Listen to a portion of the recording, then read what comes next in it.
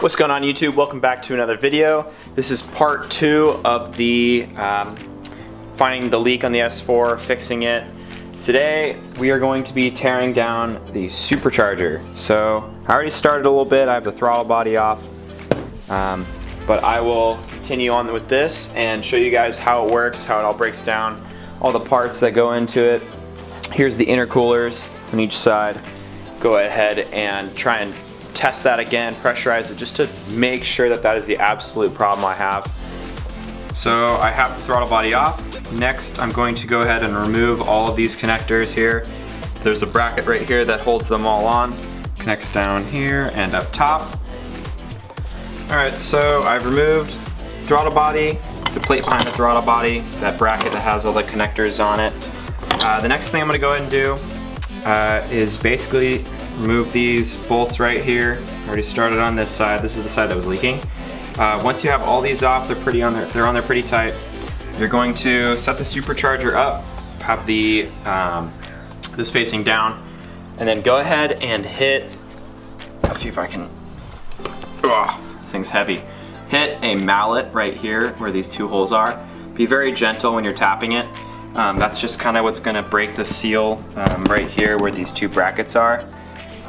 Right there. That's going to help you slide this out a lot easier. And there we go. Let's go ahead and do that. There, here it comes. So you just kind of lightly tap it on the other side with the mallet as it's starting to slide out. I used a screwdriver as well to kind of help open up this area.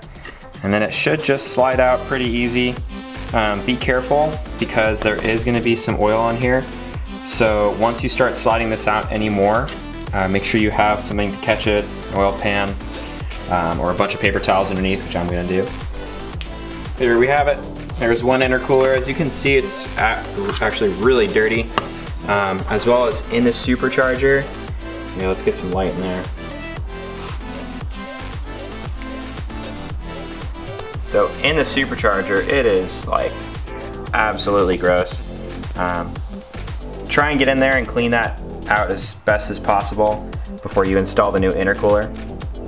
And at this time, you basically can remove all the rest of the other intercooler and all the rest of this hardware, and then you can have this thing ported.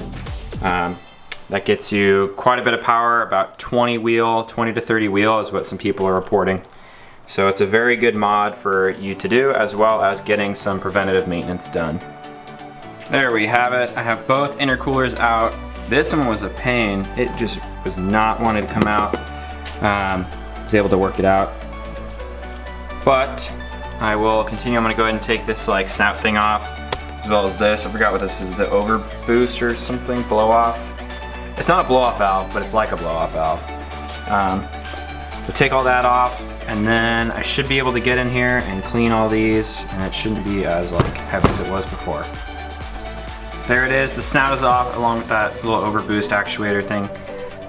So from here, it's pretty easy to see that you can, you know, get all in here with rags and whatnot and try and clean this entire thing out, as well as send it to a shop from this point to have it ported and cleaned or whatever you want to do to it.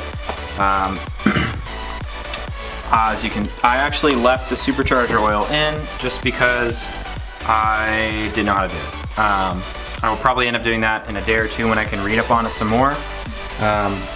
But that is going to be it for the video on taking apart the supercharger and figuring out how that all works. So thank you for watching this video. I hope you guys enjoyed it and it was informational for you. If you have any questions, leave them down in the comment section below, and I'll try to get to them as soon as I can. Again, thanks for watching. See you guys in the next one.